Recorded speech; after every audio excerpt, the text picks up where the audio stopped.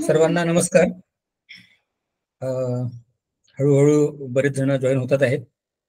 तर आपण आता आपला हा जो साप्ताहिक कार्यक्रम आहे सेल्स गप्पा, या कार्यक्रमाला आपण आता सुरुवात करूया. मित्रांनो, आपल्या सर्वांना माहितीच आहे. एक मिनिट,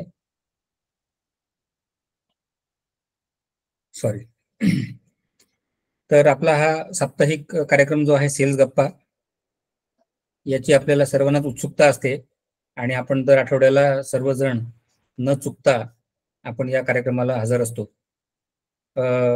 आजचा कार्यक्रम फार विशेष होणार आहे, कारण आज आपल्याला फार विशेष मार्गदर्शक या कार्यक्रमाला लाभलेले आहेत. त्यांच्याकडनं आज खूप चांगल्या प्रकारची माहिती, खूप चांगल्या प्रकारचं मार्गदर्शन आपल्याला या ठिकाणी मिळणार आहे. तर आपण आपल्या आजच्या कार्यक्रमाला सुरुवात करूया. आपल्या कार्यक्रमाचा नेहमीचा प्रोटोकॉल असा असतो की सुरुवातीला आता अक्षरमानवची जी ध्येय आणि उद्दिष्ट आहेत ती आता आपल्याला आपले जे संस्थापक आहेत राजन खान गुरुजी यांनी सविस्तरपणे सांगितलेली आहेत. आपला हा जो सेल्स गप्पा कार्यक्रम आहे हा अक्षरमानव व्यापार विभागाच्या अंतर्गत आपण घेत असतो. त्यामुळं अक्षरमानव व्यापार विभागाची जी काही ध्येय आणि उद्दिष्ट आहे ती आपण या ठिकाणी माहिती करून घेऊया आणि मग मी जे आपले प्रमुख मार्गदर्शक आहेत त्यांचा परिचय या ठिकाणी करून देईल. परेश सर पण आपल्या सोबत आहेत. परेश सर ऍक्च्युली थोडे प्रवासात असल्यामुळे त्यांच्याशी आपला जो संपर्क आहे तो तसा आपण प्रयत्न करूया कंटिन्यू ठेवण्यासाठी. ते आपल्याला शेवटी या ठिकाणी मार्गदर्शन देतील. तर मी थोडक्यात या ठिकाणी अक्षरमानव व्यापार विभागाचा माझा थोडक्यात परिचय करून देतो. नमस्कार, मी सुधीर देशमुख. अक्षरमानव व्यापार विभागाच्या अंतर्गत जो अक्षरमानव PR मीडिया आणि डिजिटल मार्केटिंग हा जो आपला एक उपविभाग आहे त्याचा राज्याचा प्रमुख म्हणून मी या ठिकाणी काम बघतो आणि सेल्स गप्पा या कार्यक्रमाची सूत्रसंचालनाची जबाबदारी ही माझ्याकडे असते. मी स्वतः गेल्या 25-26 वर्षापासून पत्रकारिता क्षेत्रामध्ये कार्यरत आहे. सुरुवातीला अनेक वेगवेगळ्या वृत्तपत्रांमधून कामं केलीत. अगदी बॉटम लेवल पासून तर वरपर्यंत कामं केलेली आहेत. म्हणजे कॉम्प्युटर ऑपरेटर पासून ते अगदी कार्यकारी संपादकांपर्यंत प्रवास राहिलेला आहे. सध्या मी माझं वेब न्यूज 24 नावानं माझं एक न्यूज चॅनल आहे, न्यूज पोर्टल आहे, ते मी सध्या रन करतो. आणि अक्षरमानव मध्ये आपले जे काही सदस्य आहेत, जे काही आपले कुटुंबातले जे सदस्य आहेत, यांना कुठल्याही प्रकारे यांचं स्वतःचं ब्रँडिंग असेल, यांच्या सेवांचं ब्रँडिंग असेल किंवा उत्पादनाचं ब्रँडिंग असेल, याला PR आणि मीडिया संदर्भात जी काही सुविधा हवी असते त्या सुविधा आपण या ठिकाणी प्रोव्हाइड करण्याचं काम करत असतो आपल्या अक्षरमानव PR मीडिया आणि डिजिटल मार्केटिंग च्या माध्यमातून. तर आपण सर्वप्रथम थोडक्यामध्ये अगदी अक्षरमानव व्यापार विभागाची जी ध्येय आणि उद्दिष्ट आहे त्याबद्दल मी या ठिकाणी आपल्याला थोडक्यात माहिती देतो. आपली 6 प्रमुख उद्दिष्टे आहेत. त्यातलं पहिलं आहे गटाच्या प्रत्येक उत्पादकाला त्याच्या उत्पादनाच्या विपणन आणि विक्रीमध्ये मदत करणे. प्रत्येक उद्योग आणि व्यवसायामध्ये पारदर्शक विक्री आणि वितरण नेटवर्कला प्रोत्साहन देणे हे आपलं उद्दिष्ट आहे.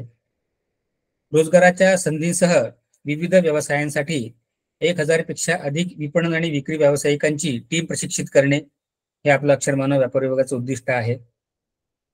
अक्षरमानव 2000 पेक्षा अधिक उत्पादनांसाठी स्वतःचे डायरेक्ट सेल्स नेटवर्क तयार करणे या दृष्टीने प्रयत्न करते आहे. त्याबद्दल त्याची इम्प्लिमेंटेशन चालू आहे आणि ते लवकरच प्रत्यक्षपणे आकारास येईल. अक्षरमानव कार्यकारी मंडळाच्या प्रत्येक विभागासाठी किमान एक व्यवसाय संधी तयार करणे हे देखील आपलं उद्दिष्ट आहे. उद्योगपती आणि व्यावसायिकांना जीवनामध्ये अंतर्गत व्यवसाय विकास आणि नेटवर्किंग मध्ये यश साध्य करण्यासाठी प्रेरित करणे हे सुद्धा आपलं अक्षरमानवचं उद्दिष्ट आहे. याच उद्दिष्टांना घेऊन अक्षरमानव व्यापार विभाग आपल्या विविध प्रकारच्या मार्गदर्शनपर कार्यशाळा घेत असतं आणि त्यामध्ये मोठ्या प्रमाणावर आपल्या कुटुंबातले जे सदस्य आहेत ते सहभागी होत असतात. तर याच अक्षरमानव व्यापार विभागाच्या अंतर्गत आपण दर आठवड्याला विशेषतः सेल्स आणि मार्केटिंग या विषयासंदर्भात एक साधक बाधक चर्चा व्हावी, एक आपल्या विचारांचं आदान प्रदान व्हावं, तज्ज्ञांचं मार्गदर्शन मिळावं, त्यासाठी आपण हा कार्यक्रम या ठिकाणी घेत असतो. मी मगाशी म्हणालो त्याप्रमाणे आज आपल्याला मार्गदर्शन द्यायला एक खास प्रमुख पाहुणे आपण या ठिकाणी बोलावलेले आहेत, खास मार्गदर्शक आपण बोलावलेले आहेत. त्यांचं नाव आहे प्राध्यापक इटक्याल सर, DN इटक्याल. इटक्याल सरांचं वैशिष्ट्य म्हणजे ते जवळजवळ फार्मा सेक्टरमध्ये, फार्माच्या सेल्स विभाग आणि बाकीच्या सगळ्या विभागांमध्ये जवळजवळ गेल्या 49 वर्षांपासून ते कार्यरत आहेत. म्हणजे जवळजवळ अर्धशतक त्यांनी या ठिकाणी फक्त फार्मा सेक्टरमध्ये त्यांनी मारलेला आहे. म्हणजे खरंच एक खूप मोठा हा प्रवास आहे आणि खूप प्रेरणादायी असा त्यांचा हा प्रवास आहे. सुरुवातीला अगदी छोट्याशा स्वरूपात त्यांनी आपल्या कार्याला सुरुवात केली होती. नंतर हळूहळू त्यांनी फार्मा सेक्टरमध्ये जे जे काही वेगवेगळ्या प्रकारचे सेक्टर्स आहेत किंवा वेगवेगळे जे काही टप्पे आहेत त्या सगळ्या टप्प्यांवर त्यांनी काम केलेलं आहे. सुरुवातीला बीएससीचं शिक्षण घेऊन त्यांनी हे काम सुरू केलं होतं. नंतर कालांतराने त्यांनी MBA ची पदवी प्राप्त केली. त्यानंतर फार्मा सेक्टरमध्ये विशेषतः जे सर्वोच्च पद या ठिकाणी मानलं जाते ऑल इंडिया मार्केटिंग मॅनेजरचं, हे त्यांनी 1996 साली त्यांनी प्राप्त केलं होतं. पण हा परिचय पाहूनच आपण एक अंदाज बांधू शकतो की त्यांचा अनुभव, त्यांचं जे काही ज्ञान आहे या सगळ्या क्षेत्रातलं, ते किती मोठ्या प्रमाणात आहे. सध्याच्या घडीला इटकॅल सर DY पाटील विद्यापीठाचं जे ग्लोबल बिझनेस स्कूल आहे, त्याच्यानंतर इतरही त्यांचे जे काही कॉलेजेस आहेत, MBA आणि PGDM वगैरे, या ठिकाणी ते प्राध्यापक म्हणून विद्यार्थ्यांना शिकवण्याचं काम करतात. पुणे बिझनेस स्कूलमध्ये देखील ते विद्यार्थ्यांना फार्मा क्षेत्र आणि मार्केटिंग म्हणजे त्यातलं MBA वगैरे या संदर्भात ते मार्गदर्शन देत असतात. आतापर्यंत जवळजवळ हजारो विद्यार्थ्यांना त्यांच्या ज्ञानाचा, त्यांच्या शिक्षणाचा हा खूप चांगल्या प्रकारे लाभ झालेला आहे. म्हणजे त्यांचा एकंदर हे फार्मा सेक्टर मधलं प्रोफाईल बघता मी फक्त माझ्या शब्दामध्ये, कारण आम्हाला पत्रकारिता म्हटल्यानंतर आम्हाला शब्दांचा खेळ करणं हे आम्हाला फार चांगल्या प्रकारे जमतं. तर इटकॅल सर हे फार्मा सेक्टर आणि फार्मा सेक्टरचं मार्केटिंग या क्षेत्राचं एक अक्षरशः विद्यापीठ बनलेलं आहे. इतकं चांगलं त्यांचं नॉलेज आणि त्यांचा सगळा अनुभव आहे. तर तो सगळा अनुभव आज ते आपल्याला या ठिकाणी शेअर करतील. इटकॅल सरांचं मार्गदर्शन झाल्यानंतर पुढे मग आपला प्रश्नोत्तराचा सेगमेंट होईल. त्यानंतर परेश सर आपल्याला मार्गदर्शन देतील. परेश सरांचा परिचय तसा मी नेहमीच करून देत असतो, परंतु आपल्या प्रत्येक कार्यक्रमामध्ये काही नवीन आपले सदस्य आलेले असतात, त्यांना पण त्यांचा परिचय व्हावा म्हणून थोडक्यात त्यांचाही मी या ठिकाणी परिचय करून देतो. डी फार्म आणि BBA असं शिक्षण परेश सरांनी घेतलेलं आहे. सध्याच्या घडीला ते अक्षरमानव व्यापार विभागाचे राज्याध्यक्ष म्हणून काम बघतात आहे. हेल्थ केअर प्रोफेशनमध्ये गेल्या जवळजवळ 20 वर्षांपासून ते कार्यरत आहेत. युनिव्हिजन प्लसचे डायरेक्टर म्हणून काम बघतात आणि बापट मल्टी स्पेशालिटी जी आहे पुण्यामध्ये धानोरी येथे, त्या ठिकाणी त्यांची सक्रिय भूमिका तिथं असते. बिझनेस कन्सल्टंट आणि ह्युमन लाईफस्टाईल डिसीजवर अतिशय छान प्रकारे त्यांचं नेहमी मार्गदर्शन मिळत असतं. विशेषतः बिझनेसमध्ये सेल्स कसा करावा, काय करावं याबद्दलही ते मार्गदर्शन देत असतात. आम्हाला तर मिळतच असते, प्रत्येक सेल्स गप्पामध्ये पण ते आपल्याला या ठिकाणी मार्गदर्शन देत असतात. तर हा आपला परिचयाचा आणि सगळ्या प्रस्तावनेचा इथे सेगमेंट जो आहे तो आपण या ठिकाणी थांबवूया आणि आता प्रत्यक्ष इटकॅल सरांचं जे आपल्याला मार्गदर्शन या ठिकाणी घ्यायचं आहे त्या विषयाला आपण आता हात घालूया. तर इटकॅल सर, मी आपल्याला विनंती करतो की आज आम्ही खास आपल्याला या ठिकाणी त्यासाठीच बोलवलेलं आहे की आपला जो अनुभव आहे, आपलं जे एकंदर ज्ञान आहे या सगळ्या सेक्टरमधलं, ते आमच्या अक्षरमानवच्या सगळ्या सदस्यांना कळावं आणि त्यांचंही ज्ञानसंवर्धन त्या माध्यमातून व्हावं, हा आमचा त्यामध्ये उद्देश आहे. तर मी इटकॅल सर आपल्याला विनंती करतो की कृपया आपण जे आहे आपली माहिती आणि आपले विवेचन जे आहे ते या ठिकाणाहून सुरुवात करावं. नंतर आपण मग प्रश्नोत्तर वगैरे घेऊ, प्रश्नोत्तराचा तास घेऊ आणि मग आपण या ठिकाणी हा जो मंच राहील हा सगळ्यांसाठी खुला राहील चर्चेसाठी. इटकॅल सर प्लीज. नमस्कार. ऍक्च्युली हा जो उपक्रम आहे अक्षर मानवता, याच्यातल्या 2 गोष्टी मला खूप भावतात. जसं आता सुरुवातीला राजन खान सर म्हणले की अक्षर मानवचं ध्येय काय आहे.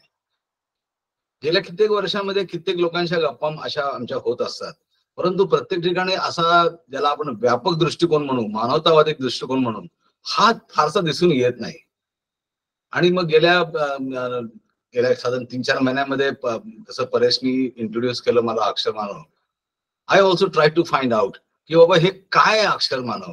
तर त्यातनं मला असं लक्षात आलं की ही एक चांगली सेवाभावी आणि सामाजिक इन अ ट्रू सेन्स मध्ये ही जाणवते.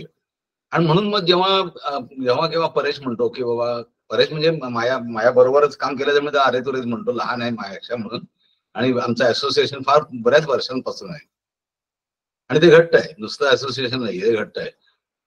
तर त्यामुळे परेश जेव्हा मला म्हणतो की अक्षरमानाचं काही काम करायचं असेल तर मला ते नेहमी आनंदाचंच वाटतं. मला ते नेहमी आदराचं वाटतं की बाबा आपण हे काहीतरी नक्की कॉन्ट्रीब्युट करू शकू टुवर्ड्स द सोसायटी.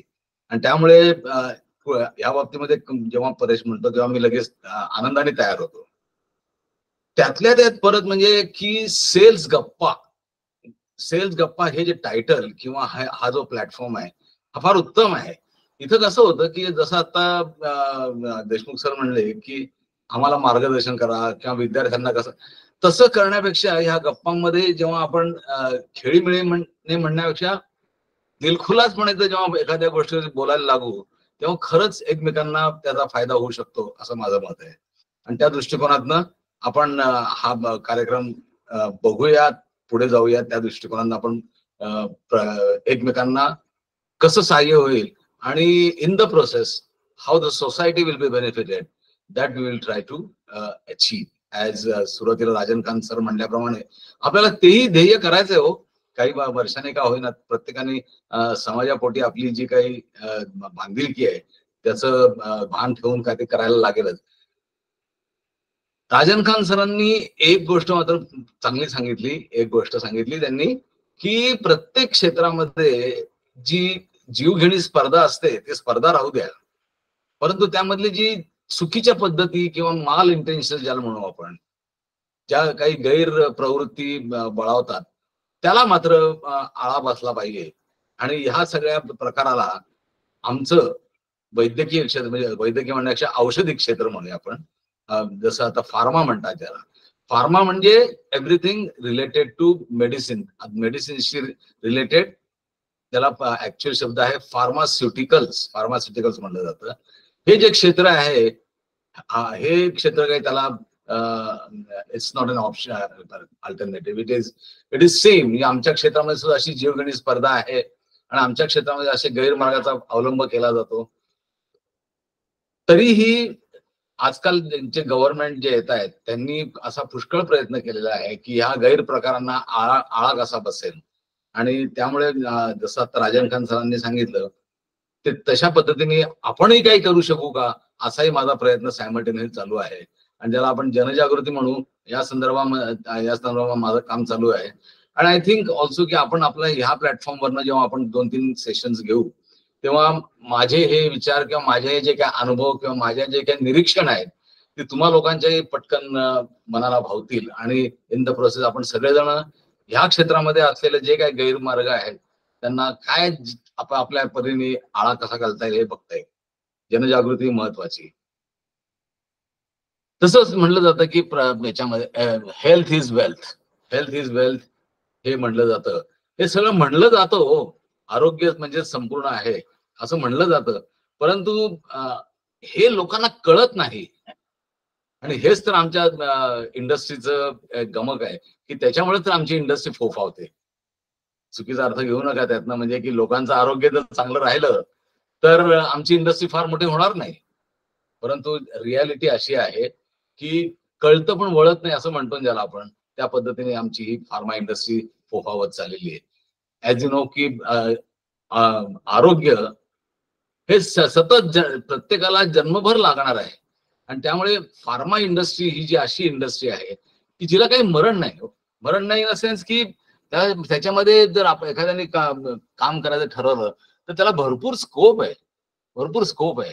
त्यामुळे हे जे आता इंटेन्शन्स देशमुख सरांनी सांगितले की माझ्या ज्ञानाचा फायदा व्हावा, माझं मार्गदर्शन मिळावं, त्याच्या पुढे जाऊन एक स्टेप पुढे जाऊन मी असं म्हणेन की आय वुड अप्रिशिएट की म्हणजे मला असं आवडेल की आपल्या अक्षर मानव या फॅमिलीमध्ये या ग्रुपमध्ये ज्यांना कोणाला बिझनेस करण्यामध्ये इंटरेस्ट असेल त्यांनी फार्मा क्षेत्रामध्ये जर स्वतःच काही चालू करणे असं जर काही असेल तर त्याला माझं नक्कीच मेंटॉरिंग किंवा त्याला माझं नक्कीच पाठबळ लाभेल हे मी नक्की गॅरंटी सांगतो.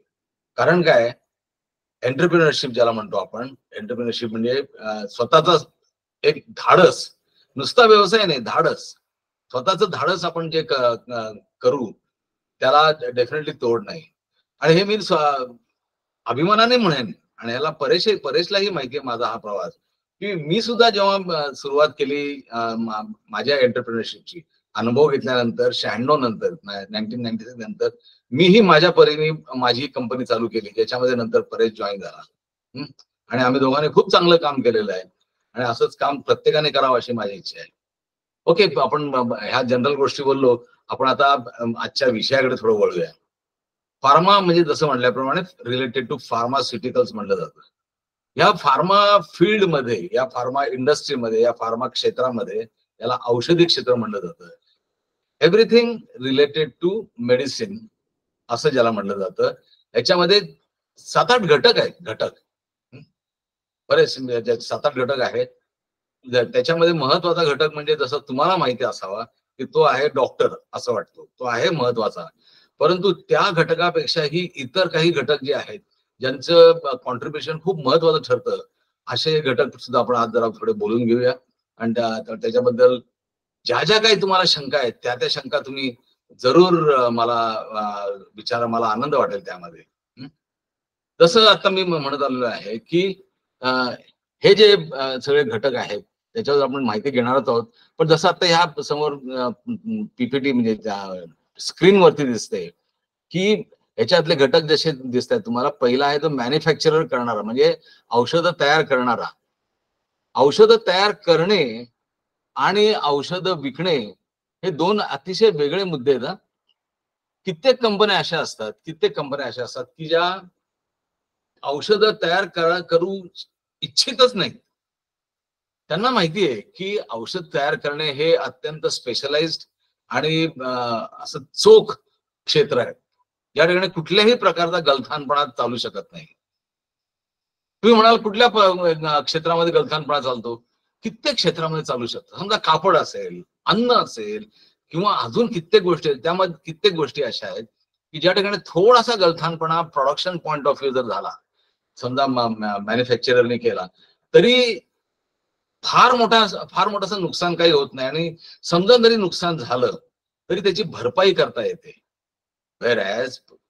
परंतु आमच्या या औषध क्षेत्रामध्ये जो मॅन्युफॅक्चरर असतो त्याला अत्यंत जागरूक राहावं लागतं आणि त्याला अत्यंत अपडेटेड राहावं लागतं. त्याला अशा प्रकारची औषध निर्मिती करावी लागते की जी कुठल्याही प्रकारे कस्टमरला अजिबात त्याचा त्रास होता कामा नये किंवा घातक ठरता कामा नये. कारण शेवटी कुठलंही आपण औषध जेव्हा घेतो ते आपल्या शरीरात जातं आणि ते रक्तामध्ये भिनतं आणि त्यामुळे त्याचे जे काही साईड इफेक्ट्स असतात ते दुरुस्त करणं जरा कठीण असतं. त्रास होतो, पेशंटलाही त्रास होतो. आणि त्यामुळे कित्येक कंपन्या अशा आहेत की जे प्रोडक्शन ह्या विषयामध्ये पडत नाहीत, ज्याला मॅन्युफॅक्चरिंग म्हणतो त्या विषयात पडत नाही. कित्येक म्हणजे मोठ्या कंपन्या अशा आहेत की ज्यांच्याकडे क्षमता असूनही ते प्रोडक्शनच्या भानगडीत पडत नाहीत. आणि त्यामुळे प्रोडक्शन करणारा हा एक वेगळा व्यवसाय असू शकतो. फार्मा सेल्स आपण जेव्हा म्हणतो तेव्हा आमचं सगळं जे काम होतं ते पुढे सुरू होतं. म्हणजे प्रोडक्शन करून हातामध्ये जेव्हा प्रॉडक्ट येतो तेव्हा आमचं काम सुरू होतं. त्यामुळे जसं इथं आता प्रथम आपण घटक बघून घेऊ. जसं मॅन्युफॅक्चरर हा पहिला घटक आहे. त्या घटकाच्या नंतर जे औषध तयार होतं ते कंपनीच्या गोडाऊन मध्ये पोहोचतं. कंपनीच्या गोडाऊन मधनं ती ग्राहकापर्यंत पोहोचण्यासाठी मध्ये दोन मिडलमन म्हणू आपण. दोन मधले मिडलमनला तर कसं म्हणायचं की मिडलमन लक्षात आलं सगळ्यांच्या की दलाल हा शब्द चुकीचा म्हणतो आपण, पण मिडलमन म्हणून हे असे मिडलमन म्हणून डिस्ट्रीब्युशन म्हणतात, ज्याला डिस्ट्रीब्युशन एजंट म्हणतो. ते असतात सुपर स्टॉकिस्ट म्हणून असतो. सुपर स्टॉकिस्ट म्हणजे जो स्टॉकिस्टच्याही पुढचा सुपर स्टॉकिस्ट. आणि दुसरा पर्याय जो आहे तो C&F, त्याला कॅरिंग अँड फॉरवर्डिंग एजंट म्हणतात. याच्याबद्दल थोडी माहिती आपण थोडी नंतर बोलणार आहोत. आता केवळ फक्त आपण ही चेन काय आहे ते बघून घेऊया. चेन अशी आहे की कंपनी माल तयार करून घेते मॅन्युफॅक्चरर कडनं, तो माल स्वतःच्या गोडाऊन मध्ये मागवून घेते आणि स्वतःच्या गोडाऊन मधनं माल तो त्यांच्या प्लॅनिंग प्रमाणे पहिल्यांदा सुपर स्टॉकिस्ट नावाची एक संस्था असते, C&F नावाची एक संस्था असते, तिथं पोहोचतो. C&F हा पुढे माल पाठवतो, तो देतो तो होलसेलर की ज्याला आपण मराठीमध्ये ठोक विक्रेता म्हणतो. ठोक म्हणजे होलसेल मध्ये माल सप्लाय करणारा तो. त्याच्यानंतर येतो तो रिटेल म्हणजे ज्याला आपण केमिस्ट म्हणतो आमच्या याच्यामध्ये फार्मामध्ये केमिस्ट, किंवा पॉप्युलर शब्द आहे त्याला म्हणतात मेडिकल शब्द तसं चुकीचं आहे, पण जे नाव दिलं जातं मेडिकल स्टोअरला त्यामुळे लोकांना ते मेडिकल म्हणणं असं जरा सोयीचं वाटतं. परंतु ऍक्च्युअल शब्द जो आहे तो आहे केमिस्ट.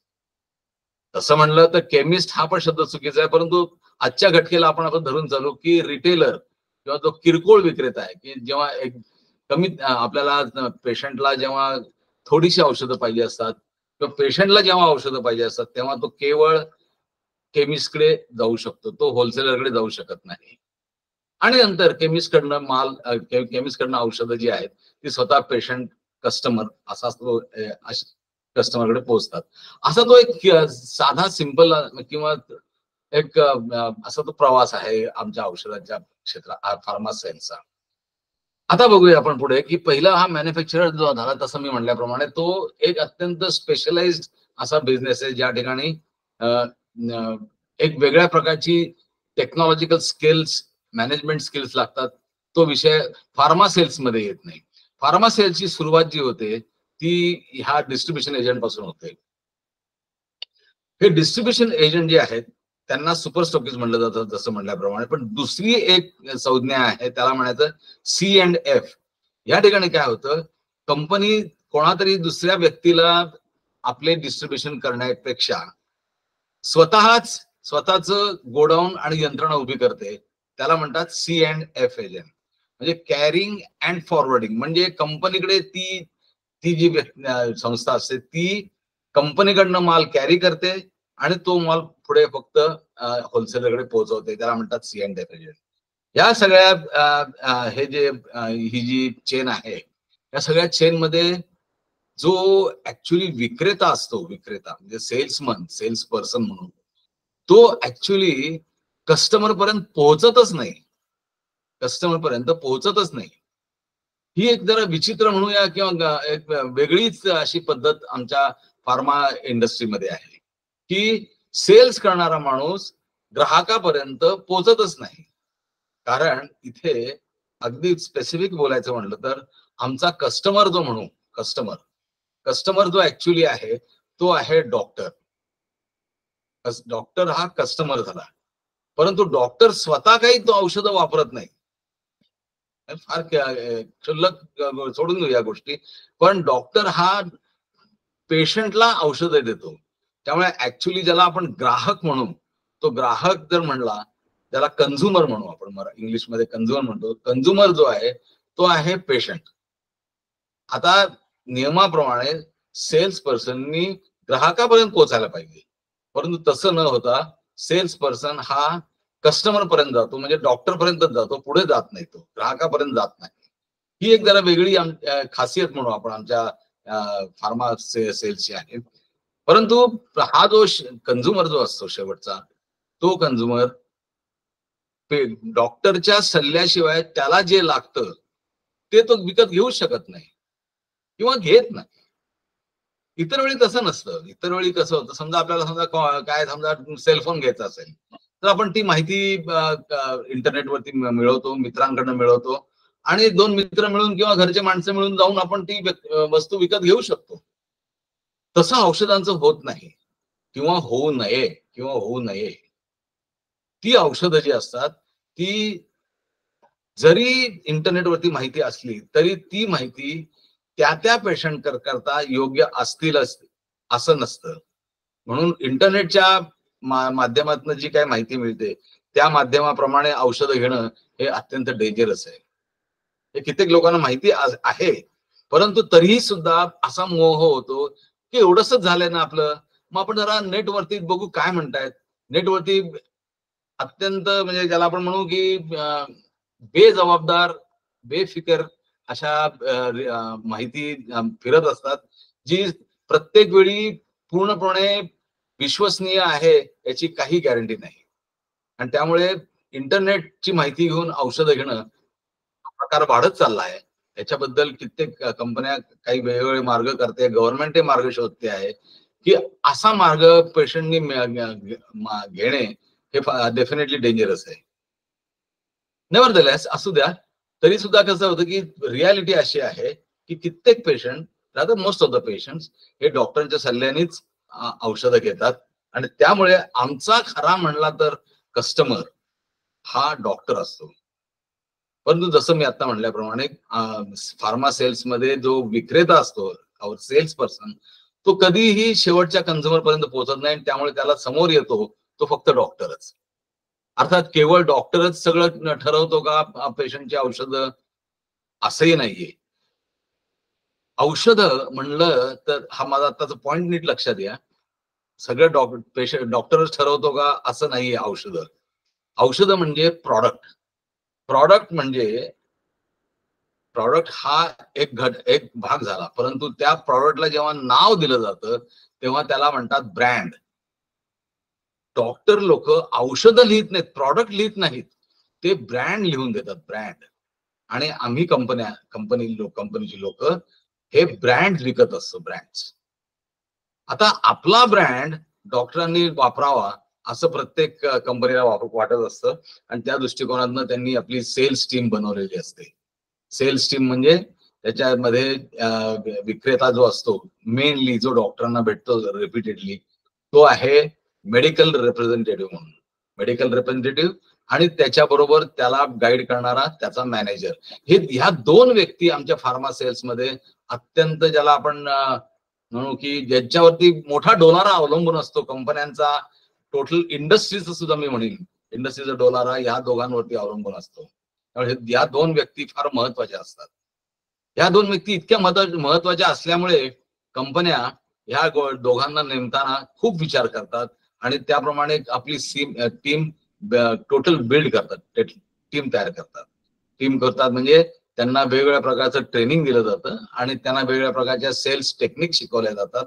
वेगवेगळ्या प्रकारचे ज्याला आपण म्हणू की HR म्हणजे ज्याला आपण ह्युमन रिसोर्सेस म्हणू, की माणसाने माणसाशी, व्यक्तीने व्यक्तीशी कसं कॉन्व्हर्सेशन, कसं एकमेकांना पूरक असं निर्णयाप्रती येणे, ह्या ज्या सगळ्या गोष्टी असतात ह्या कंपन्या आम्ही मेडिकल रिप्रेझेंटेटिव्ह किंवा मॅनेजर जे आहेत त्यांना शिकवतो.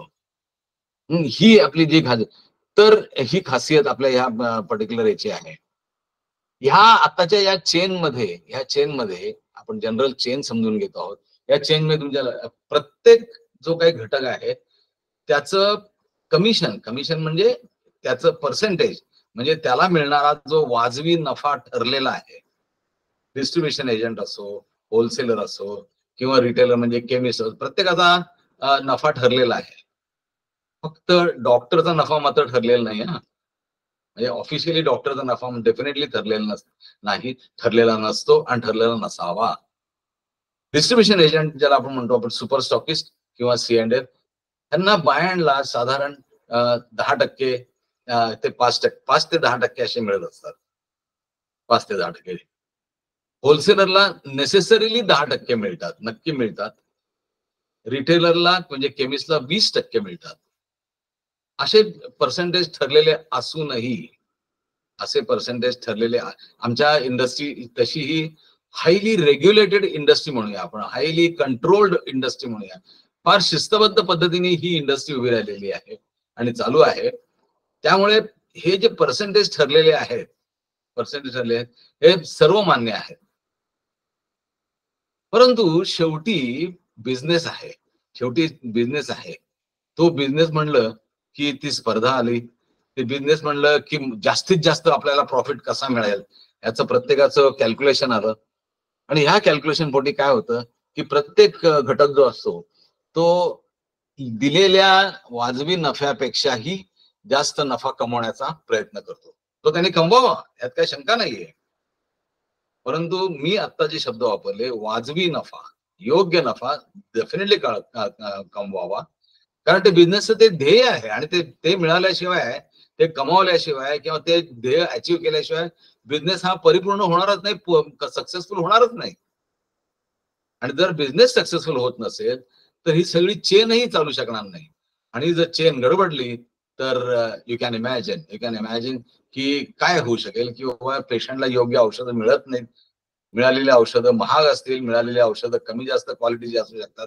अशा घटना कित्येक झालेल्या आहेत की ज्या ठिकाणी आयदर ऑफ दिस पर्टिक्युलर घटक ज्याला म्हणू, या घटकांपैकी कोणी जरी आपण घेतला तरी त्यांनी समजा चुकीच्या मार्गाने समजा काही पेशंटला किंवा एखाद्या या घटकांपैकी एखाद्याला वेठीस धरण्याचा प्रयत्न केला. वेठीस धरणे म्हणजे की माझ्यापासून तुझं अडलंय की नाही, हे तुला समजून यायला पाहिजे आणि मला जास्त प्रॉफिट मिळाला पाहिजे, अशी जर भावना ठेवली तर डेंजर होऊ शकतं. असं पूर्वी झालेलं आहे. उदाहरणादाखल तुम्हाला सांगेन की ट्युबरक्युलोसिस म्हणजे ज्याला आपण टीबी म्हणतो, थोडक्यात टीबीच्या औषधांमध्ये असे घोळ झालेले होते किंवा गव्हर्नमेंटने काही चुकीचे निर्णय घेतले होते, त्यावेळी हे घटक चुकीच्या पद्धतीने वागले आणि त्यामुळे पेशंटचं नुकसान व्हायला लागलं. तेव्हा गव्हर्नमेंटने आपल्या पॉलिसीज बदलल्या आणि ह्या घटकांनी सुद्धा आपल्या पॉलिसीज बदलून पेशंटला योग्य कसा माल मिळेल हे बघितलं. ह्याच्यामध्ये त्यांनी मानवजातीचा काय फार मोठा विचार केला अशातला भाग नाही, केला सुद्धा असेल, परंतु मी जे आता म्हणलो की बिझनेस म्हणलं की त्यातले सगळे हे जे घटक ज्याला आपण स्टेक होल्डर म्हणतो, स्टेक होल्डर, की ज्यांचं कशामुळे तरी काहीतरी अडलेलं आहे ह्या बिझनेसमध्ये किंवा ज्यांनी काहीतरी गोष्टी पणाला लावलेल्या आहेत, त्याला म्हणतात स्टेक होल्डर. ह्या सगळ्या स्टेक होल्डरचं समाधान, त्यांना योग्य प्रॉफिट, वाजवी प्रॉफिट हा मिळालाच पाहिजे. आणि त्या दृष्टिकोनातनं आमची ही जी इंडस्ट्री ही फार ऑर्गनाइज्ड आहे, प्रत्येकाला मिळू शकतो. परंतु हे सगळं आता मी जे म्हणतो हे खरं निश्चितच आहे, परंतु काही वेळा अशा काही घटना, अशा काही परिस्थिती, अशा काही घटक आमने सामने येतात की जेव्हा त्यांना काही गैरमार्गाचा अवलंब करावा लागतो. गैरमार्ग म्हणजे शेवटी ग्राहकाला काही नुकसान होत नाही, ग्राहकाला नाही, पेशंटला काही नुकसान होत नाही, परंतु जशी इथं मी आता म्हणल्याप्रमाणे कंपनी, डिस्ट्रीब्युशन एजंट, होलसेलर आणि रिटेलर या 4 घटकांमध्ये थोडी मारामारी अशी सुरू असते. मारामारी म्हणजे एकमेकांच्या प्रॉफिट्स मध्ये ढवळाढवळ असं म्हणू चांगल्या शब्दामध्ये. प्रत्येक जण प्रॉफिट जास्त कमवण्याच्या भानगडीत पडणारच ना, आणि त्यांनी पडावं असं मगाशी मी म्हणलो त्या. तर ते जे आहे ते रिअली फार्मा सेल्स मध्ये चॅलेंजिंग आहे. हे सगळं म्हणजे समजा फॉर एक्झाम्पल आपण धरून चालू की होलसेलर म्हणाल की मला 10% का, मी तर एवढी मोठी काय इन्व्हेंटरी एवढा मोठा माल मी साठवून ठेवतो, मी कित्येक नुकसानीला जबाबदार असतो माझ्या स्वतःच्या. समजा मी माल भरपूर आणून ठेवला, समजा आताची गोष्ट घेतली आपण, समजा कोविड-19 मध्ये एक इंजेक्शन मिळत नव्हतं रॅमडेसिविर म्हणून, समजा कित्येक ठिकाणी पेशंट पळाला, त्याला मिळालं नाही, अशा तुम्ही पेपरमध्ये वाचलं असेल. अशा वेळी समजा होलसेलरनी, समजा पेशंटची गैरसोय, होलसेलरनी किंवा रिटेलरनी पेशंटची गैरसोय होऊ नये म्हणून समजा माल साठवून ठेवला आणि काही कारणास्तव डिमांड कमी होणे किंवा नवीन औषध येणे किंवा काही अशा घटना घडतात की गव्हर्नमेंटचे काही रिस्ट्रिक्शन्स येणे किंवा समजा गोडाऊन मध्ये काही गळती लागणे, अशा कित्येक गोष्टीमुळे समजा त्याचं नुकसान झालं, तर त्याला जबाबदार कोण? अशा वेळी त्यांनी काय करायचं? असे हे जे काही संभाव्य धोके जे आहेत ना, हे जे संभाव्य धोके जे आहेत ना, त्याकरता प्रत्येक हा जो घटक आहे हा काही ना काहीतरी अशी पर्यायी व्यवस्था शोधत असतो की जेणेकरून त्याला वाटतं की मला 10% का, मला 15% का नाही, रिटेलरला 20% का, रिटेल म्हणतो फक्त 20% का, कंपन्या किती टक्के कमवतात, हे असे विचार प्रत्येकाच्या मनामध्ये येत असतात. आणि त्या विचारांपोटी काय होतं की ज्याला आपण कॉम्पिटिशन म्हणू, ही कॉम्पिटिशन स्पर्धा जी असते ना, ही थोडी गढूळ होते. म्हणजे एकमेकांकडनं अपेक्षा वाढत जातात. उदाहरणादाखल आता समजा एक होलसेलर असेल, होलसेलर जो कंपन्यांना ऑर्डर देतो की बाबा मला इतका माल पाठवा, माझ्याकडे इतका माल संपलेला आहे, इतक्या मालाची मला गरज आहे, तर हा माल पाठवा.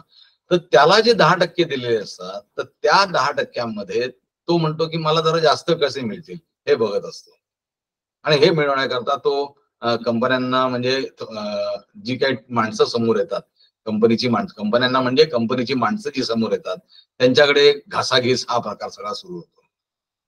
हा घासाघीस प्रकार जो आहे, तो जो प्रकार आहे, तो जे मी सुरुवातीला म्हणलं की राजन खान सर जसे म्हणले की ते शेवटी पेशंटला घातक किंवा महाग किंवा बर्डनसम नाही व्हायला पाहिजे. आणि त्या दृष्टिकोनातून आपण थोडीशी ही जी चेन आहे, ही चेन थोडी डिटेलमध्ये समजणं गरजेचं आहे. तर आपण काय करूया, पहिला घटक जो आपण म्हणू तो आहे सुपर स्टॉकिस्ट. सुपर स्टॉकिस्ट हा जो असतो हा कंपन्यांनी अपॉइंट केलेला असतो. या सुपर स्टॉकिस्टकडे त्या कंपन्याची एजन्सी असते. एजन्सी आपण साध्या शब्दामध्ये म्हणू की त्याची वितरण व्यवस्था, ज्याला एजन्सी म्हणू, अशी असते. ती म्हणाल ती होलसेलर मध्ये पण असते ना.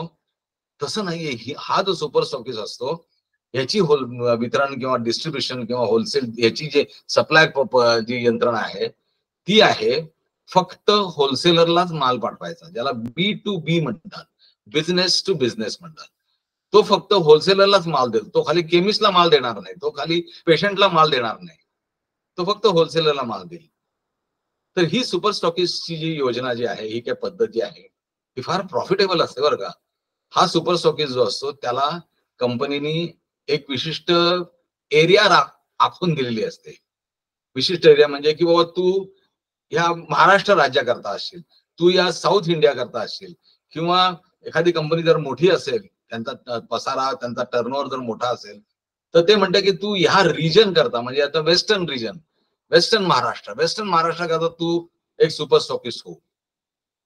विदर्भ किंवा आपल्या ह्याच्याकरता मराठवाडा किंवा ज्याला आपण कोकण मध्ये म्हणू, याच्याकरता वेगवेगळ्या रिजन्स मध्ये वेगवेगळे सुपर स्टॉकिस्ट कंपन्या अपॉइंट करतात.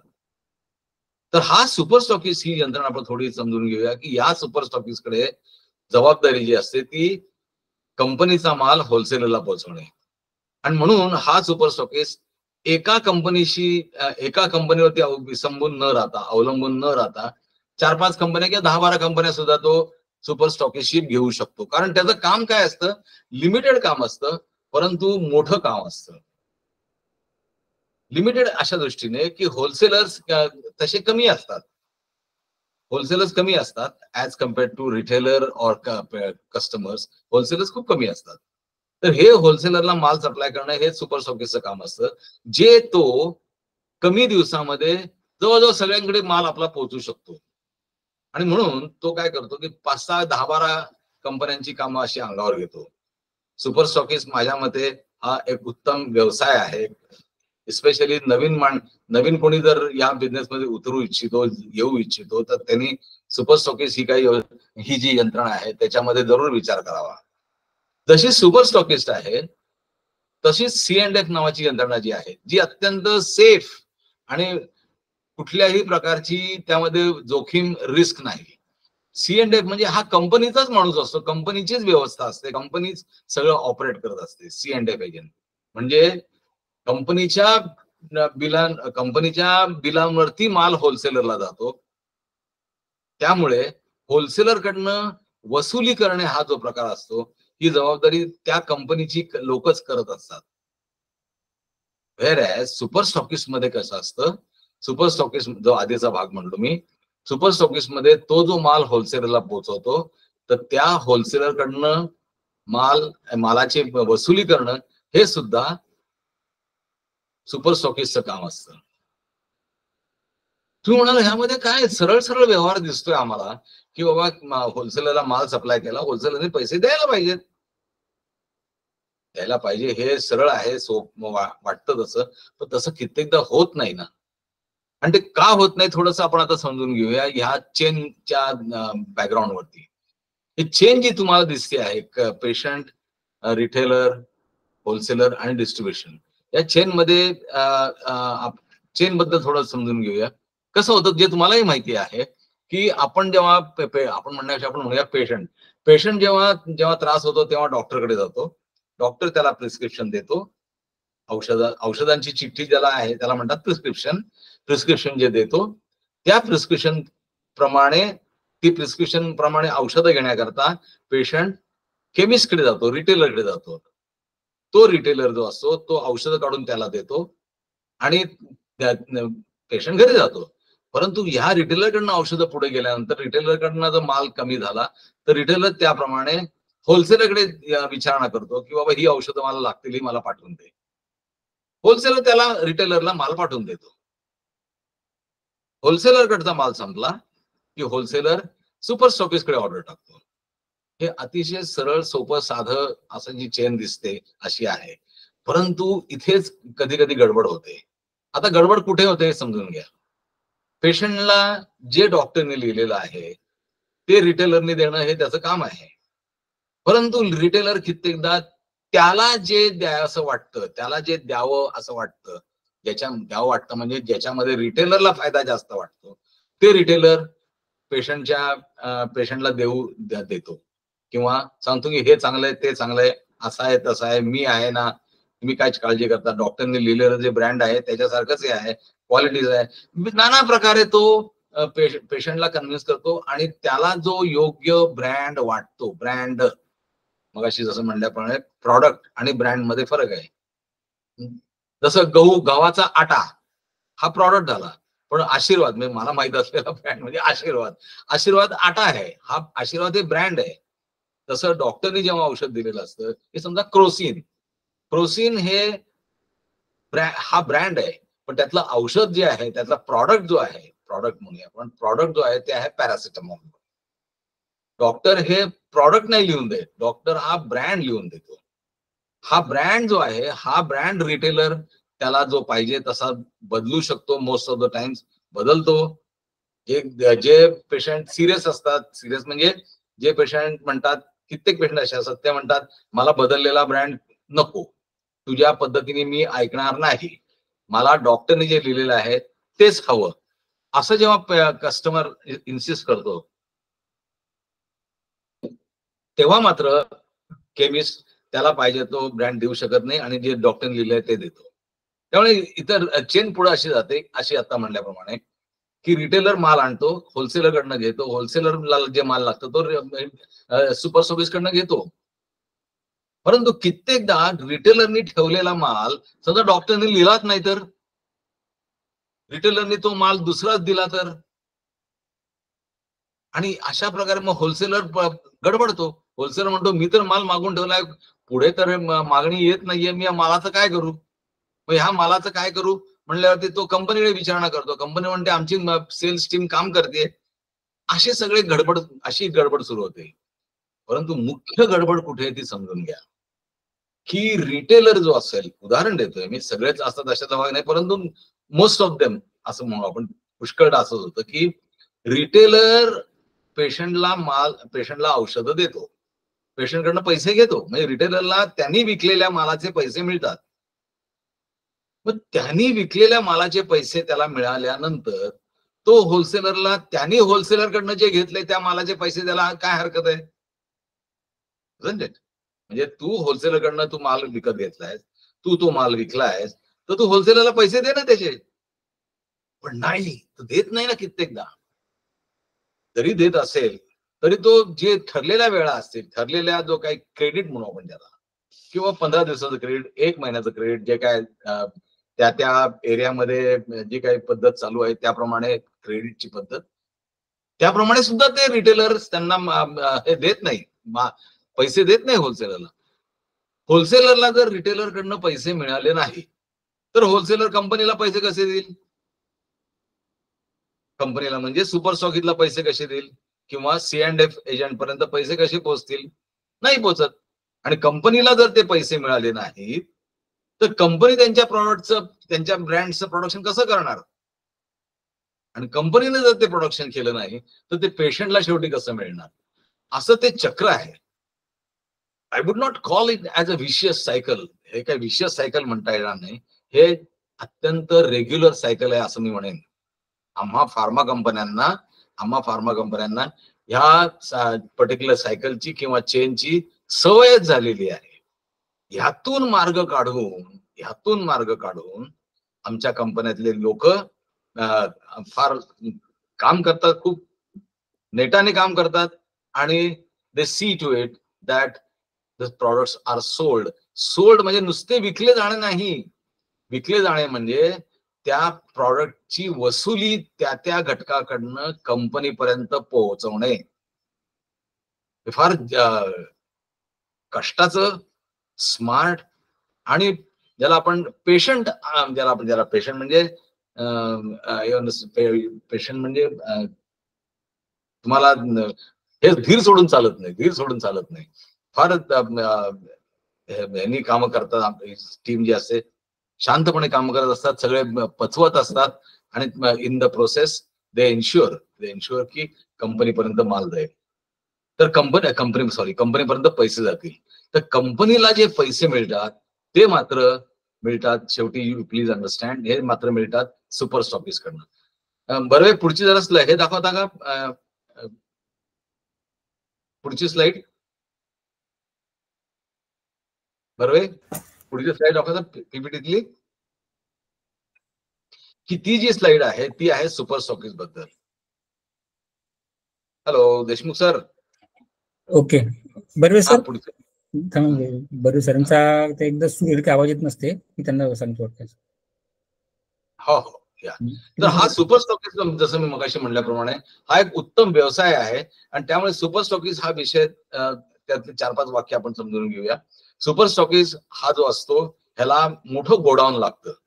त्या मोठ्या गोडाऊन मध्ये, पुढच्या पीपीटी मध्ये तुम्हाला दिसून येईल, ते मोठं गोडाऊन लागतं. भरपूर कंपन्यांचा भरपूर माल तिथे स्टॉक केलेला जातो आणि तो माल इफेक्टिव्हली होलसेलरवरून पोहोचवणं हे सुपर स्टॉकिस्टचं काम असतं. हे मगाशी आपण बघितलं. तर ह्या कामामध्ये सुपर स्टॉकिस्टला स्वतःला खूप पैशाची गुंतवणूक करावी लागते, कारण कंपनीला पैसे का सुपर स्टॉकिस्ट देतो, तर कंपनीला कंपनीला सुपर स्टॉकिस्ट पैसे देतो. ते पैसे जर होलसेलर कडनं जरी आले नाहीत तर कित्येकदा कंपन्यांना सुपर स्टॉकिस्टला सुपर स्टॉकिस्ट कंपन्यांना पैसे देऊन मोकळे होतात, द्यावं लागतात. कारण त्यांना आता ही जी तुम्हाला सांगितली ती चेन लक्षात आली, तर ती चेन तुटू नये, कंपनीचा प्रोडक्शन गडबडू नये, म्हणून सुपर स्टॉकिस्टला काही वेळा कित्येकदा जर कंपन्यांना पैसे जरी होलसेलरकडनं आले नसतील तरी पोचवावे लागतात. आणि म्हणून सुपर स्टॉकिस्ट हा जो आहे, हा सुपर स्टॉकिस्टला पैशाची पण व्यवस्था, स्वतःचं भांडवल उभं ठेवावं लागतं. भांडवलाबरोबर ज्याला आपण मॅन मॅनेजमेंट म्हणू, त्याच्यामध्ये त्यांच्या गोडाऊन मध्ये चित्र तुम्हाला दिसेल काही वेळाने पीपीटी मध्ये, की त्या गोडाऊन मध्ये जो काही माल अरेंज केलेला असतो त्या मालाची जी काही सप्लाय पोझिशन असते ती योग्य प्रमाणे हँडल करण्यासाठी वेगवेगळ्या सिस्टीम्स वेगवेगळी यंत्रणा त्यांना राबवावी लागते. यंत्रणा म्हणजे लिटरली काही ट्रॉलीज बिलीज अशा सगळ्या गोष्टी त्यांना वापरायला लागतात, किंवा मॅन पॉवर जरी बरीच लागते.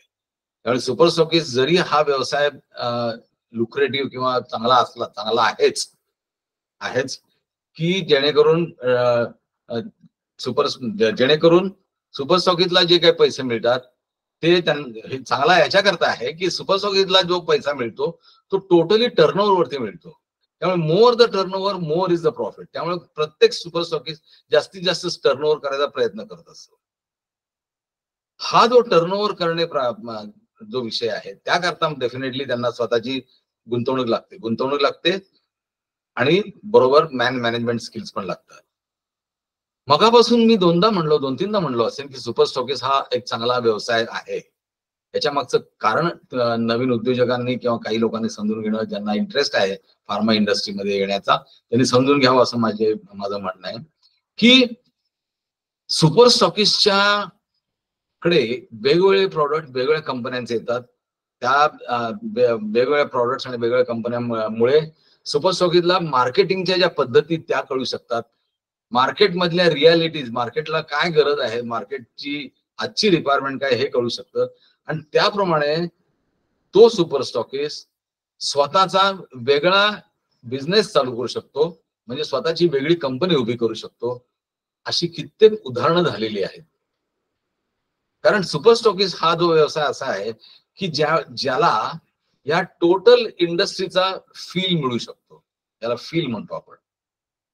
आणि त्यामुळे मी असं म्हणतो की जो नव उद्योजक ज्याला म्हणू आपण, एंटरप्रेन्युअर म्हणू, की ज्यांना आपल्याला नवीन बिझनेस चालू करायचा आहे फार्मा इंडस्ट्रीमध्ये, जी अत्यंत वाढत जाणारी आणि वाढत राहणारी अशी इंडस्ट्री आहे, अशा इंडस्ट्रीत प्रवेश करत असेल तर मी तर नक्की म्हणेन सुपर स्टॉकिस्ट हा एक उत्तम पर्याय आहे. C&F पेक्षा C&F हा जो विषय असतो तोही सिमिलर असतो, परंतु C&F मध्ये बरेच लिमिटेशन्स येतात. आपण त्या म्हणजे टेक्निकॅलिटीज मध्ये जास्त जायला नको, परंतु सुपर स्टॉकिस्ट हा विषय जो आहे हा डेफिनेटली मी असं म्हणेन की नवउद्योजकांकरता हा एक चांगली संधी आहे या व्यवसायात येण्यासाठी. बराच वेळ झाला ना आपण बोलतोय, तर कोणाला काही प्रश्न असतील तर विचारा. I will be most please to answer. Okay. Deshmukh sir दिसत नाहीये का? काय म्हणतो सर? हो, पीपीटी मी बर्वे सरांना मेसेज केलेला आहे, देतील कदाचित ते. म्हणजे मी जे सारखं हट्टाने म्हणूया आपण की म्हणतो की सुपर स्टॉकिस्ट म्हणून आपण व्यवसाय चालू करूया, तर ते चित्र दिसलं असतं, बाकी काय नाही. होईल, ते होऊन जाईल. होय होय. सरांचं तुम्ही तर अतिशय चांगल्या प्रकारे सर मार्गदर्शन दिलेलं आहे आणि त्या क्षेत्रातले अतिशय बारकावे पण आपण सांगितलेले आहेत. तर आपण आता थोडं प्रश्नोत्तरांसाठी हा आपला जो मंच आहे आपण खुला करूया. कोणाला कुठल्याही प्रकारचे काही प्रश्न असतील मनामध्ये आणि काही सरांना जर विचारायचं असेल, सरांचं मार्गदर्शन घ्यायचं असेल तर आपण विचारू शकता. मी सरांसाठी ओपन केलेलं आहे.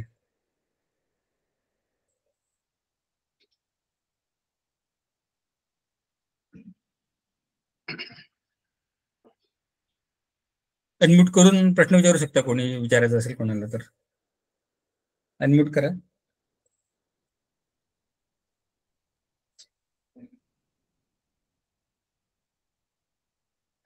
थोडंसं जास्त टेक्निकल झालं की काय आपलं? नाही, ठीक आहे. थोडस नाही, खरं म्हणलं तर ही इंडस्ट्री तशी अत्यंत ऑर्गनाइज्ड आहे आणि त्यामुळे ह्या गोष्टी समजून घेणं गरजेचं होतं. बरोबर बरोबर बरोबर. सुवर्णताई काही विचारायचं तुम्हाला?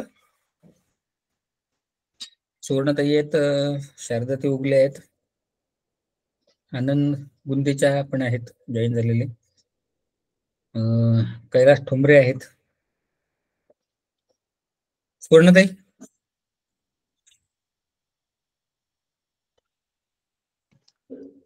परेश सर जी तुम्ही पण विचारू शकता प्रश्न. हो हो, सुवर्णताईंना बोलू द्या पहिले. सुवर्णताई अनम्यूट करून बोलताय काहीतरी. ओके, बोला बोला.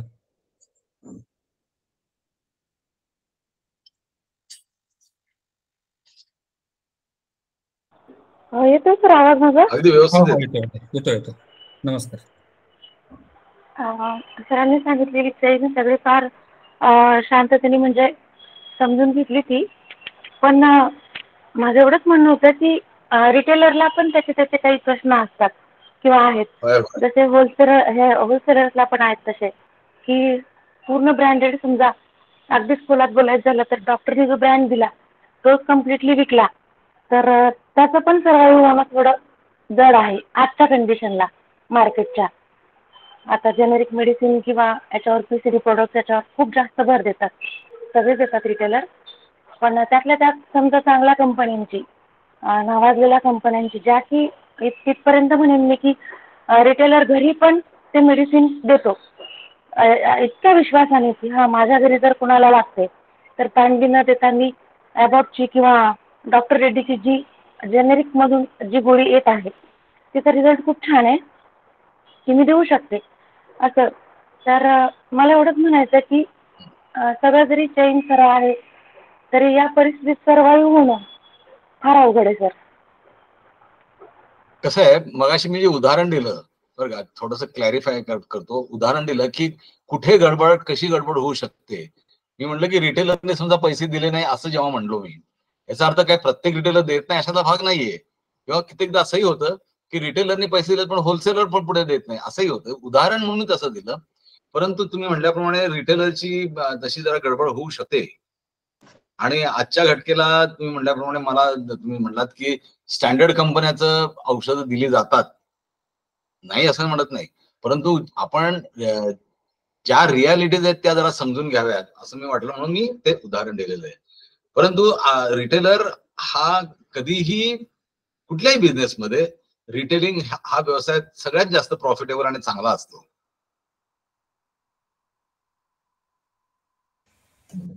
हो ना, तेच म्हणत होती मी पण. हो, पण मग तरी सुद्धा चांगला जरी असला तरी सुद्धा कित्येक रिटेलर्स त्याही पेक्षा जास्त कसं कमवता येईल ह्याचा विचार करतात ना. अशा वेळी कित्येकदा स्टँडर्ड कंपन्यांची औषधं सुद्धा जी असतात त्यांना सुद्धा पर्याय रिटेलर देतो. ते चुकीचं आहे अशाचा भाग नाही. मी आता फार्मा सेल्स मध्ये असलेली चॅलेंजेस आम्हाला ज्या काही चॅलेंजेस आहेत ना त्याबद्दल बोलत होतो.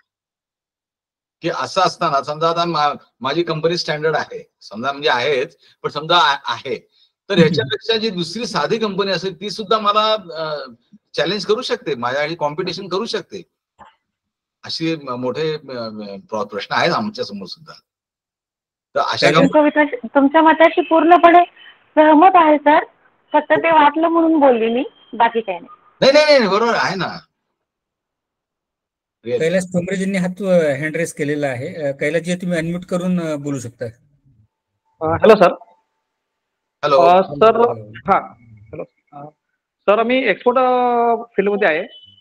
चौघे पार्टनर मिळून आम्ही प्रायव्हेट लिमिटेड कंपनी फॉर्म केलेली आहे. त्यात आम्ही agri and agri freshers products Singapore, USA, UK supplement आमच्या शिपमेंट चालू आहेत. तर मी ट्रेड चेक केला कॉमर्स साईटवरती. तर आपला फार्मा सेक्टर खूप एक्सपोर्ट मध्ये खूप ग्रोथ जबरदस्त आहे सर. खूप जबरदस्त ग्रोथ आहे सर. तर मला विचारायचं होतं की आता आमच्या ज्या कंट्रीज बरोबर काम चालू आहे, ट्रेड चालू आहे, तर मी फार्मामध्ये त्यात मला जर काम करायचं असेल की एखाद्या कंपनीची टाईप करून ऍग्रीमेंट करून समजा सिंगापूरचा आमचा ट्रेड चालू आहे, तर सिंगापूर किंवा USA बरोबर काम करायचं असेल तर काय करायला लागेल त्यासाठी? आता एक्सपोर्ट हा विषय असा आहे की त्याच्यामध्ये सगळ्यात जास्त पोटेन्शियल एक्सपोर्ट मध्ये आहे, सगळे जाणतात, कारण इंटरनॅशनल मार्केट मोठं आहे. त्याच्यामध्ये दुसरा महत्वाचा जो पॉइंट आहे तो असा आहे की India as a country pharma production हा बेसिकली प्रश्न फार्मा प्रोडक्शनशी रिलेटेड येतो. औषध निर्मिती ज्याला म्हणू आपण, हे फार आपल्याकडे अग्रेसर आहोत, आपण फार पुढे गेलेलो आहोत. त्यामुळे जगभरामध्ये आपल्याकडे तयार झालेली औषधं याला खूप मोठी मागणी आहे. त्यामुळे तुम्ही जे आता विचार समजा जो काही तुम्हाला विचार मांडला केला असं म्हणत नाही मी, मला विचार मांडला हा अत्यंत योग्यच आहे, त्यात काही प्रश्न नाही. आणि हल्लीच्या ज्याला आपण WTO म्हणतो, वर्ल्ड ट्रेड ऑर्गनायझेशननी ज्या काही शिथिल केलेल्या किंवा ज्याला आपण LPG म्हणतो, लिबरलायझेशन, प्रायव्हेटायझेशन आणि ग्लोबलायझेशन, या पॉलिसीजमुळे कुठल्याही माणसाला ज्याचं स्वतःचं प्रोडक्शन युनिट नाही असा माणूसही एक्सपोर्ट मध्ये उतरू शकतो. अशी माझ्यासमोर 2 उदाहरणं आहेत की ज्यांची स्वतःची युनिट नाहीयेत, परंतु तुम्ही आता जसं म्हणल्याप्रमाणे की दुसऱ्या कंपन्यांशी टायअप करून आपल्याला एक्सपोर्ट करता येतो ना. आणि हा जो एक्सपोर्ट आहे याच्यामध्ये 2 क्षेत्र आहेत. एक तर आहे जेनेरिक्स मध्ये म्हणजे ज्याला ब्रँड नेम नाहीये, फक्त औषध आहे जेनेरिक. आणि दुसरा जो आहे ते मात्र स्पेशालिटी म्हणतात त्याला, ज्याच्या ठिकाणी ब्रँड नेम्स असतात. दोन्ही पद्धतीने आपल्याला एक्सपोर्ट करता येतो, परंतु सगळ्यात जास्त टर्नओव्हर जो आहे तो आहे जेनेरिक्स मध्ये. जेनेरिक ठोंबरे तुमच्या लक्षात आलं असेल ना जेनेरिक म्हणजे काय ते? Yes sir. हा, तर जेनेरिक्स मध्ये सगळ्यात जास्त टर्नओव्हर आहे, पण कमी प्रॉफिट आहे. ज्याला आपण हे म्हणू आपण ब्रँडेड किंवा आपण डायरेक्टली जे ब्रँड नेम खाली जर आपण विकायला घेतलं तर प्रॉफिट जास्त आहे, परंतु टर्नओव्हर कमी आणि रिस्क जास्त आहे. माझे 2-3 मित्र असे आहेत की ज्यांनी दोन्ही याच्यामध्ये दोन्ही वेगवेगळ्या क्षेत्रामध्ये त्यांनी एंट्री घेतलेली आहे, and both are doing very well. फक्त एक्सपोर्ट मध्ये ज्याला आपण टेबल वर्क म्हणून तेव्हा आपण कागदपत्र मात्र खूप किचकटीचे असतात, खूप हार्ड आहे. तो भाग जरा आहे. जर सोडला तर जर तुमच्याकडे पेशन्स म्हणजे मगाशी पण मला शब्दाला अर्थ आठवला नाही. पेशन्स म्हणजे काय की धीर धरणारा जर तुम्ही असाल तर एक्सपोर्ट मध्ये तुम्ही नक्की पाय टाकू शकता. सर आता पाहायला गेलं तर इंडिया फार्मामध्ये टॉपला आहे ट्रेडला, पहिल्या 3 मध्ये आहे. मला वाटतं क्रॉस केला, वाटतं चिन्ह करून क्रॉस केला असं वाटतंय.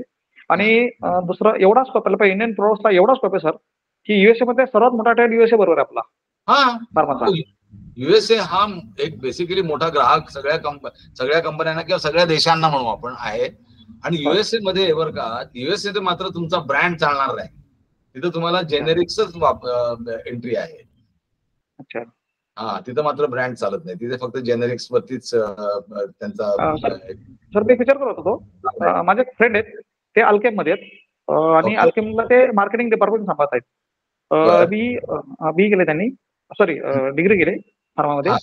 तर मी आमच्या कंपनीत ऑलरेडी चौघे पार्टनर आहे. तर फिफ्थ पार्टनर फार्मा सेक्टरसाठी त्यांना स्लिपिंग पार्टनर घेऊन फार्मामध्ये काम करायचे माझा विचार आहे, एक्सपोर्ट रिलेटेड.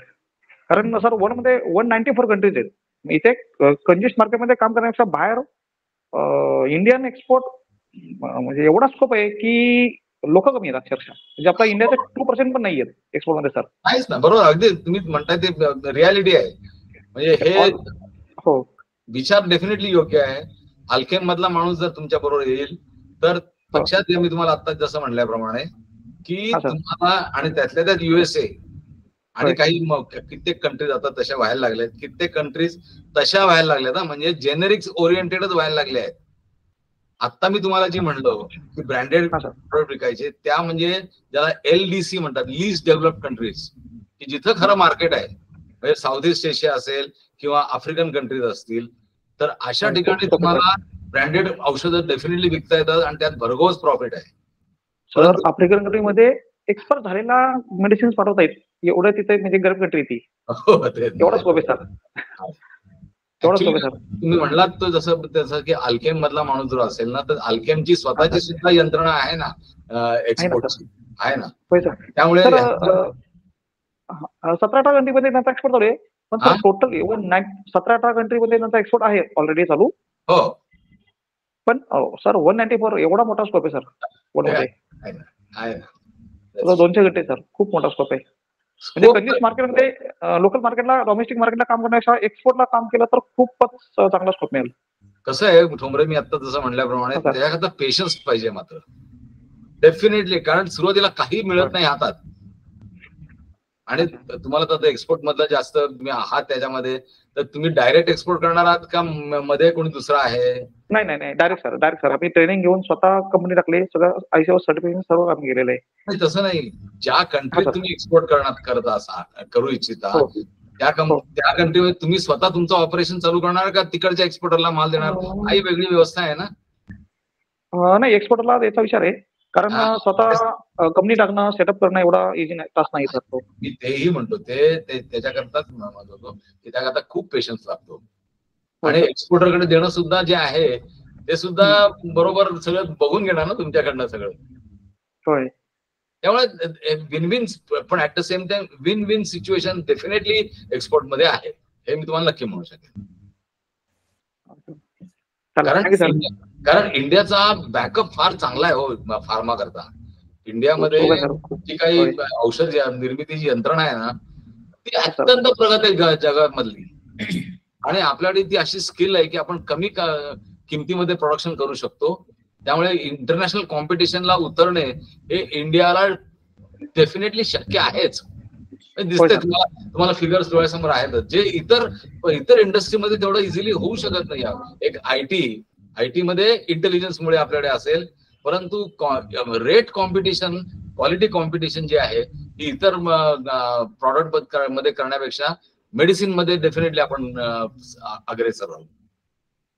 आणि सर टॉप 10 कमोडिटीच्या ट्रेंड पकडल्या पहिल्या तर मला वाटतं फार्मा सेक्टर 3rd नंबरला आहे. होय, आहे ना. व्हॉल्यूम पकडलं तर 3rd नंबरला सर, एवढा मोठा व्हॉल्यूम आहे. आणि लक्षात घ्या की हा व्हॉल्यूम जास्त राहणारच आहे आणि वाढतच जाणार आहे तो. त्यामुळे ज्याला आपण रेजिस्ट्रेशन म्हणू की असा विषय ना, ग्रोथ आहेच. तुम्ही किती ओढता ह्याच्यावर सगळं अवलंबून आहे. सर माझा एक प्रश्न आहे, म्हणजे तुम्ही आता जेव्हा ऍक्च्युअली काम सुरू केलं, अगदी तुम्ही 72-73 पासून तुम्ही या सेक्टरमध्ये खूप स्थित्यंतर बघितलीत आणि पुढे टेक्नॉलॉजीचा वापर आणि मग पुढे थोडं ग्लोबलायझेशन आणि हे सगळे टप्पे तुम्ही बारकाईने बघितलेत. प्रत्येक पिढीचं, प्रत्येक काळातलं एक त्यांच्यासमोर एक आव्हान असतेच. म्हणजे कॉलेजमधून जे मुलं डिग्री घेऊन बाहेर पडतात त्यांच्यासमोर कुठल्या ना कुठल्या प्रकारचे एक आव्हान त्या परिस्थितीनुसार तिथे असतेच. आता गेल्या काही काळामध्ये आपण बघतो की परिस्थिती फार मोठ्या प्रमाणावर बदललेली आहे, झपाट्याने बदलते आहे. टेक्नॉलॉजी मोठ्या प्रमाणात येत आहे. जे व्यापार उदीम जो आहे आंतरराष्ट्रीय स्तरावर तो अतिशय सुलभ आणि बाकी बऱ्याच गोष्टी झालेल्या आहेत. त्यानंतर आता गोळ्यांच्या वितरणामध्ये, म्हणजे औषधीच्या वितरणामध्ये मोठमोठ्या कंपन्या देखील उतरलेल्या आहेत. आधी फक्त ते मॅन्युफॅक्चरिंग मध्ये होत्या, आणि रिटेलरच्या माध्यमातून त्या लोकांपर्यंत जायच्या. पण आता स्वतः कंपन्या ज्या आहेत, जसं मोठे मोठे टाटा 1MG किंवा अजून बाकीच्या ज्या कंपन्या आहेत त्या स्वतः आता त्याच्यामध्ये उतरलेल्या आहेत. तर आता आपण जर विचार केला, तुम्ही आजही म्हणजे तुम्ही विद्यार्थ्यांना शिकवण्याचं काम करता, तर विद्यार्थी जे आज जे शिकतात आहेत, जे आता डिफॉर्म करतात आहेत आणि जे आता तयार होऊन त्यांना आता पुढे व्यवसायामध्ये किंवा पुढे नोकऱ्यांमध्ये जायचं आहे, यांच्यासमोर काही चॅलेंजेस आधीपेक्षा वाढलेले आहेत आणि कशा प्रकारचे चॅलेंजेस आहेत सर, काय वाटतं आपल्याला? तुम्ही फार मोठ्या विषयाला हात घातलेला आहे देशमुख, की हा एक वेगळा विषय आहे आणि त्याचं एक पहिलं उत्तर माझं असं असेल की बीफार्म असो किंवा डीफार्म असो, दोघांना भरपूर अजूनही स्कोप आहे.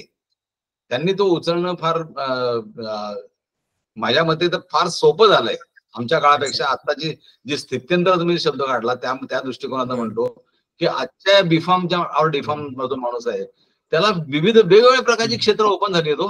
जसं तुम्ही आता म्हटलात की वितरणामध्ये उतरलेत, परंतु वितरण हे एक म्हणजे you are referring to Tata 1MG, Tata 1MG किंवा म्हणजे ऑनलाईन औषधं म्हणतो, ही ऑनलाईन कॉम्पिटिशन एक वेगळीच तयार झालेली आहे. आणि त्यामध्ये आता जी गंमत अशी आहे की त्यांनी आपली मोनोपोलिस करून ठेवली बाय पर्टिक्युलर रूल. कोणी टाटा 1MG किंवा नेटमेट्स हे आताच्या पूर्वीच्या ज्या कंपन्यांना नवीन माणसाला एंट्रीच करता येत नाही तिथे. आजचा नियमच तो झालाय. चेन्नई कोर्टामध्ये ती केस पेंडिंगच ठेवलेली आहे त्यांनी की त्याच्यामध्ये नवीन प्लेयर येऊ शकत नाही. त्यामुळे ते एक क्षेत्र जर सोडलं, म्हणजे ज्याला आपण ऑनलाईन सप्लाय आहे सोडलं, तर बाकी सगळ्या क्षेत्रामध्ये डीफार्म आणि बीफार्म यांना भरपूर संधी उपलब्ध आहेत. आता त्याच्यावरती आपण एखादा सेशन घेऊ शकतो नंतर. हो, नाही आपण घेतच राहणार आहोत. तुमचं मार्गदर्शन त्यात पुढे कंटिन्यू वेगवेगळ्या टप्प्यांवर वेगवेगळ्या विषय संदर्भात पण राहील, कारण नुसतं तेवढाच विषय नाहीये. तुम्ही जे MBAच्या विद्यार्थ्यांना जे काही शिकवताय, PGDM वगैरे करणारे जे काही विद्यार्थी असतील त्यांचा म्हणजे प्रत्येकाचा वेगवेगळा सिलेबस असतो, प्रत्येकाचा वेगवेगळा एक प्रवाह असते त्याचा. तर त्या सगळ्या टप्प्यांवर आपण पुढे जाणारच आहोत. आणखीन कोणाला काही प्रश्न असतील तर त्यांनी आपल्याला अनम्यूट करून विचारू शकतात. प्रश्न असतील तर आपण घेऊया, नाही तर मग पुढे आपण परेश सरांचा सेगमेंट सुरू करूया. कोणाला विचारायचं असेल तर विचारू शकता.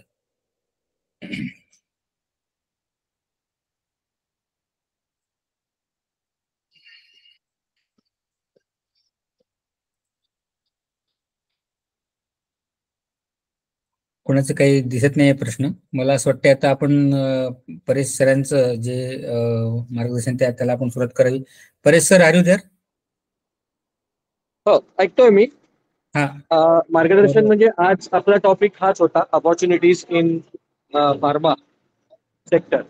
हा इम्पॉर्टंट टॉपिक होता.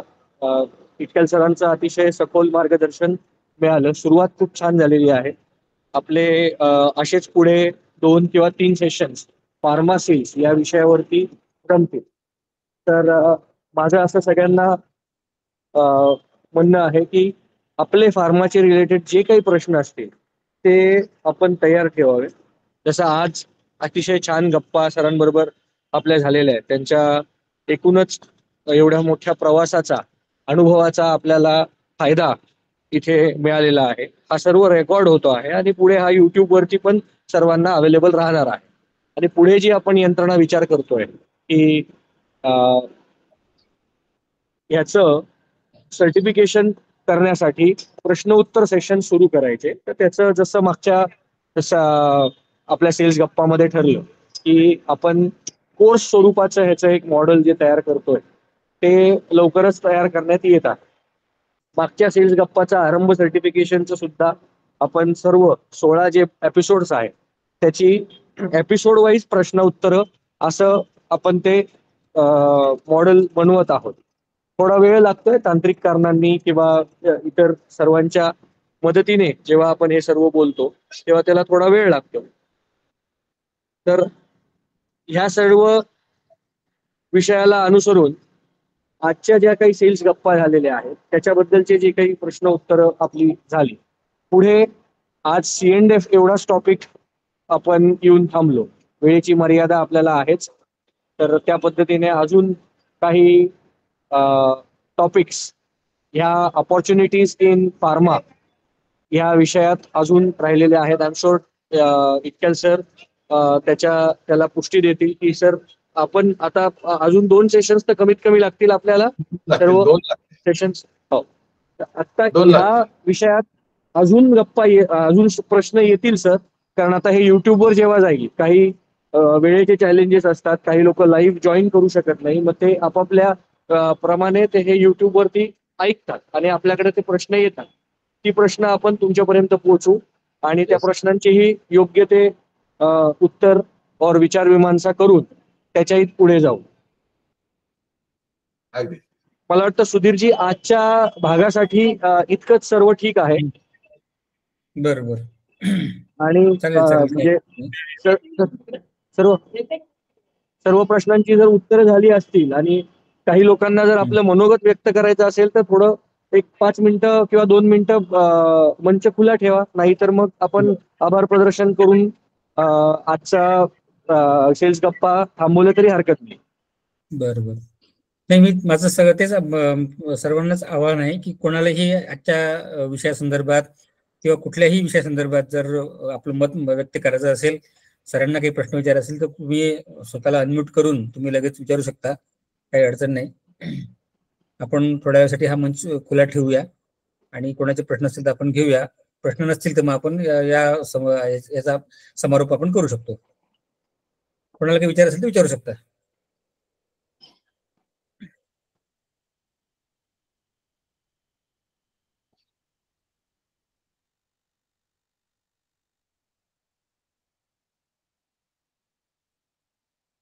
थोडा आजचा विषय नेहमीपेक्षा जरा वेगळा झाला आणि त्याच्यामुळे कदाचित पुढच्या भागामध्ये आजच्यापेक्षा जास्त प्रश्न येतील अशी अपेक्षा आहे.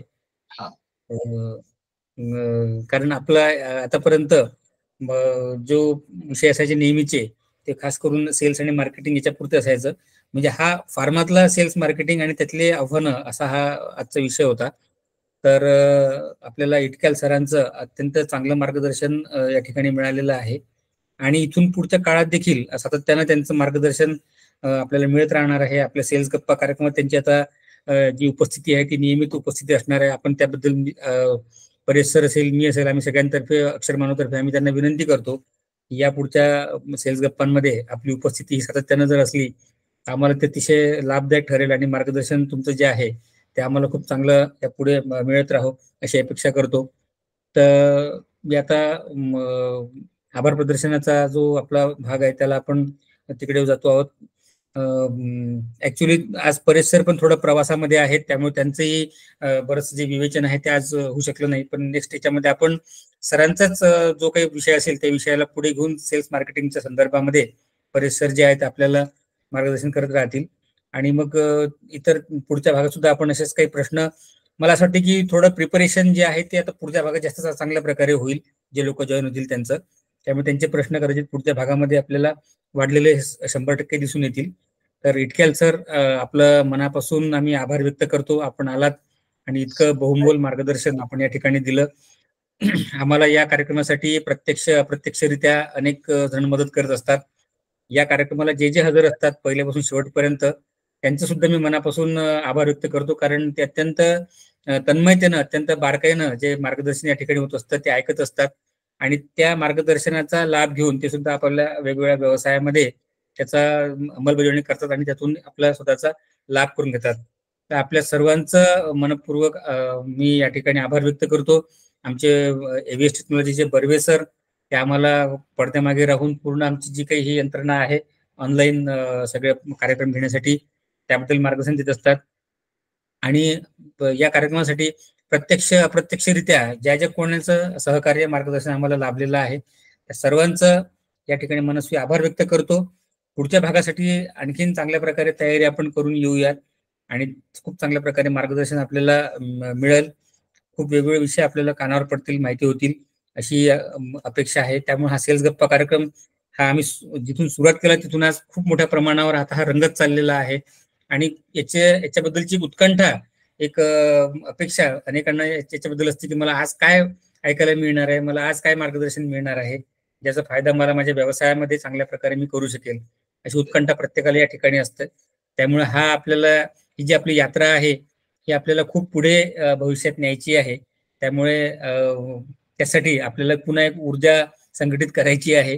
त्यामुळे आजचा हा कार्यक्रम आपण या ठिकाणी थांबूया आणि पुढच्या कार्यक्रमासाठी आपण पुन्हा एक नवी ऊर्जा घेऊन पुढच्या गुरुवारी 8 वाजता आपण सगळ्यांनी पुन्हा एकदा भेटूया. धन्यवाद. धन्यवाद. Thank you sir. थँक्यू. धन्यवाद. थँक्यू. सर्वांना good night. Good night. Good night. Thank you sir.